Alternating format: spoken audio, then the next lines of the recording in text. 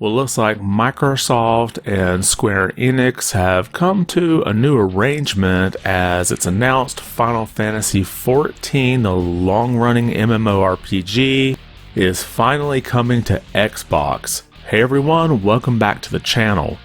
So this announcement came late this afternoon, and you can see this post here on the platform formerly known as Twitter by Phil Spencer. Enjoyed being on stage with Yoshi P and Kiru-san to announce Final Fantasy XIV coming to Xbox. We're thrilled that the Xbox community will join the Warriors of Light, and we look forward to partnering closely with Square Enix on future games. And this was announced at the Final Fantasy XIV Fan Festival in Las Vegas. Now, the game won't be officially released until spring of 2024, and you can see some of the details here.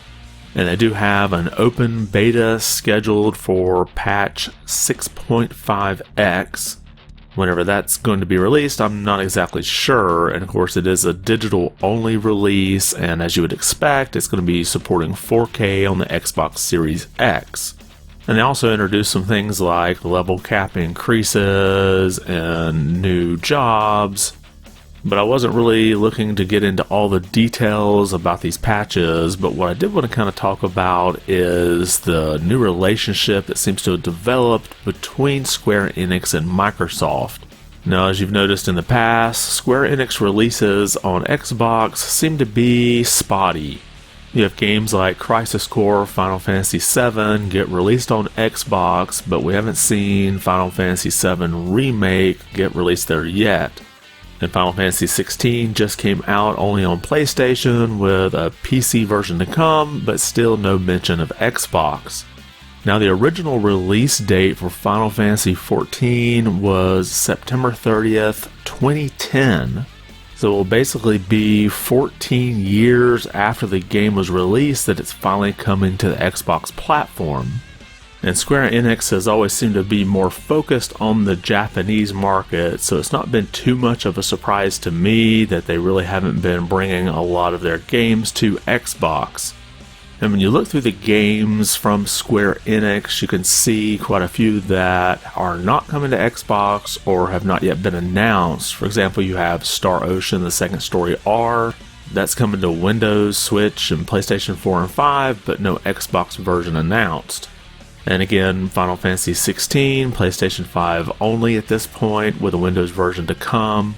And then you have Octopath Traveler 2, it's on Switch and PlayStation 4 and 5, but again, no Xbox, even though Octopath Traveler 1 did eventually get to Xbox through Game Pass. You also have Theorhythm Final Bar Line, that hasn't come to Xbox yet. And then, of course, one of the bigger pushed games, but kind of was a disappointment, Forspoken. That's only on PlayStation 5 and Windows. So hopefully this means Square Enix is seeing some value in that install base for the Xbox. Now, I tweet out on every Thursday the Famitsu hardware sales, and you can see this graph here and how the Xbox is pretty low in sales when you compare it to the PlayStation 5 or the Switch. And I kind of feel that might be part of the reason why Square Enix really hasn't been focused much on Xbox.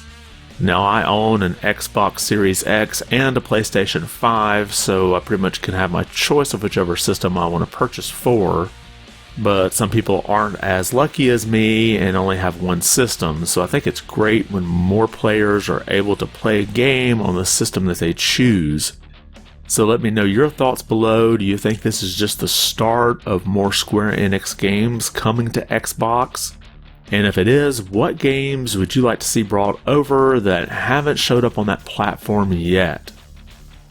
And if you liked the video, be sure to give it a thumbs up. And if you haven't subscribed yet, consider doing so. It really does help the channel out quite a bit. I want to thank you for watching, and be good.